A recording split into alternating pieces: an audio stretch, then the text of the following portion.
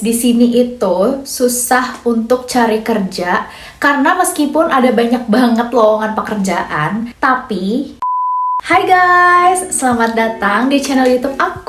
Untuk video hari ini, aku akan kasih tahu kalian tentang kenyataan hidup di Australia sebagai orang Indonesia. Tentu saja, ini tuh bukan hal yang terjadi ke setiap orang, tapi ini adalah hal yang terjadi ke aku dan juga hal-hal yang aku perhatikan terjadi ke orang-orang di sekitar aku. Aku akan tonjolin negatifnya, karena kalau positifnya kayaknya kalian semua udah tahu ya guys. Kalian semua udah tahu dan itulah kenapa kalian nonton video ini, karena kalian suka kan sama Australia dan kalian ngarep kan pengen ke Australia kalau kalian belum di Australia. Makanya aku bikin video ini supaya kalian gak cuma tahu positifnya, tapi kalian tahu juga sisi negatifnya atau sisi lainnya. Jadi kalian tuh realistis gitu, gak cuma mimpi-mimpi aja. Oke? Kita masuk ke nomor 1. Susah cari kerja. Yes guys, di sini itu susah untuk cari kerja karena meskipun ada banyak banget lowongan pekerjaan, tapi ya mereka nggak segampang itu juga nerima orang. Apalagi di sini itu kalian bersaingnya bukan sama orang Indo aja, tapi kalian bersaing sama orang dari berbagai ras, dari berbagai latar belakang, dan pasti aja banyak orang yang lebih jago dari kalian gitu loh guys. Jadi untuk mendapatkan pekerjaan di sini bukan hanya sekedar kalian harus pintar, tapi harus ada faktor keberuntungan juga. Dan untuk memiliki faktor keberuntungan itu ya nggak mudah. Banyak orang yang udah berbulan-bulan jadi pengangguran di sini karena emang sesusah itu dapat kerja, meskipun lowongan kerja banyak. Meskipun kalau kita lihat dari perspektif kantor atau perspektif orang yang nyari karyawan, itu mereka juga merasa kesusahan untuk nyari karyawan gitu loh. Padahal pengangguran banyak. Kok bisa gitu ya? Karena nggak ketemu nih kualifikasi yang diinginkan dengan kualifikasi yang ditawarkan oleh si pengangguran ini tuh nggak ketemu gitu. Jadinya ya meskipun lowongan kerja banyak, pengangguran juga banyak. Dan orang itu juga cenderung mudah untuk menjadi homeless gitu loh. Karena di sini apa-apa serba mahal guys. Oke, itu deh yang nomor 2. Semua serba mahal. Meskipun gaji kalian tinggi, di sini 1 jam itu upah minimumnya adalah sekitar Rp200.000. Gede banget ya. Jadi kalau sehari itu kan kalian kerja 8 jam. Sehari itu upah minimum yang kalian dapatkan itu 8 kali 2, 1,6 juta. Wow, tinggi banget kan? Tapi meskipun dirupiahkan kesannya tinggi, tapi sebenarnya itu tuh nggak banyak guys. Itu akan habis dalam sekejap karena semua di sini serba mahal. Kayak contohnya kalian makan di restoran. Anggaplah restoran yang paling nggak banget gitu, yang paling murah. Itu aja Rp100.000 guys. Nggak ada di sini makanan Rp30.000, Rp20.000, apalagi Rp15.000. Nggak ada. Kecuali kalau ini ya, cookies yang cuma sebiji semakan juga habis, yang ngontorin gigi doang, nggak bikin kenyang, itu ada. Tapi kalau misalkan makanan yang bisa bikin kalian kenyang, itu minimal banget lah $10 atau 100 ribuan. Mahal kan? Oke, lanjut. Yang ketiga, kalian akan jauh dari keluarga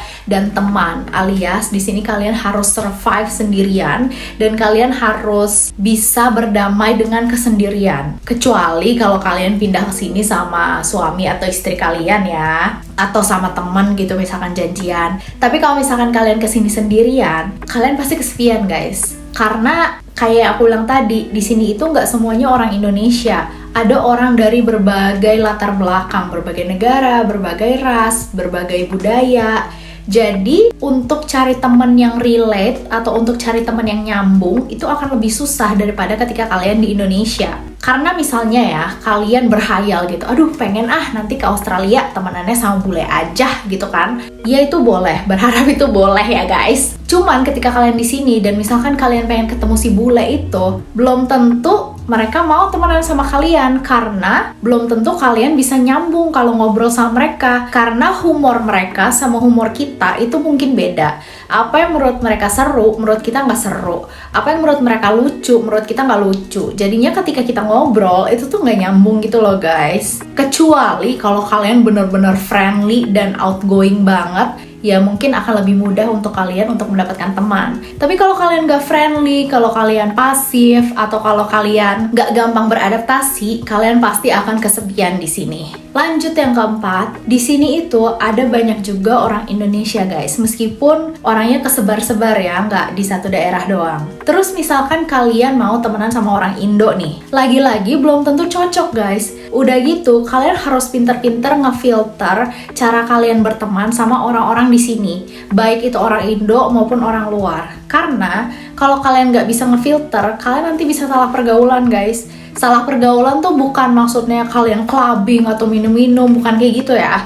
Salah pergaulan tuh maksudnya orang itu kan beda-beda ya guys. Misalkan kalian nanti malah jadinya hedon, atau jadinya nggak bisa hemat, atau jadinya foya-foya karena baru ngerasain rasanya punya uang dan gaji banyak gitu. Jadi makanya kalau misalkan kalian kesini sendirian dan berusaha untuk cari teman, kalian harus pintar-pintar untuk cari teman yang punya satu visi dan satu misi sama kalian. Dan jangan sampai kalian itu gampang kebawa sama pergaulan-pergaulan yang membawa kalian ke lifestyle yang negatif. Karena percuma guys, cari teman-teman yang lifestyle-nya positif. Lanjut kelima, kalau kalian di Indonesia udah biasa hidup santai dan hidup dimanjakan oleh teknologi atau dimanjakan oleh service companies yang ada di Indonesia, wah kalian di sini pasti akan kaget banget guys. Soalnya apa-apa tuh di sini harus sendiri. Bisa sih bayar orang untuk melakukan itu, tapi jadinya mahal, jadinya kalian boros. Kayak misalkan di Indonesia, aku tuh tiap hari, hampir tiap hari, bahkan gak hampir tiap hari, udah tiap hari guys. Aku tiap hari tuh pesen GoFood lah, GrabFood lah, ShopeeFood lah.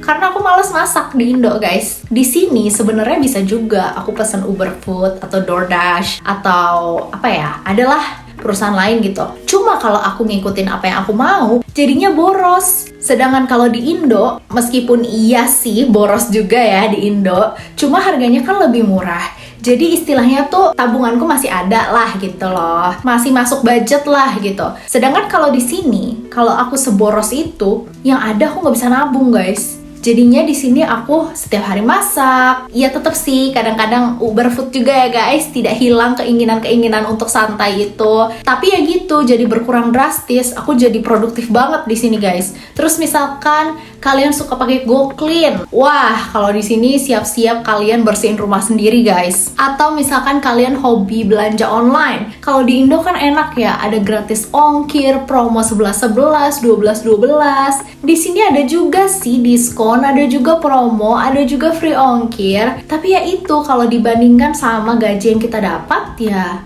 nggak semurah itu guys.